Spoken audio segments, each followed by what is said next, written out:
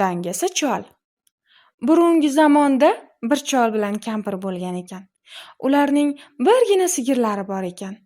Shu sigirga yem-xashak solish, suv berishga chol kampir juda yaranar ekanlar. Bir kuni chol kampir bu ishni bir-birlariga buyurib, sansalor qilib aytishib qolishibdi.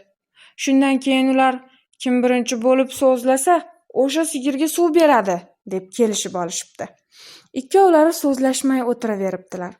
Axiri kampir zerikkanidan qo'shnisinikiga chiqib ketibdi. Shu payt eshik taqillabdi.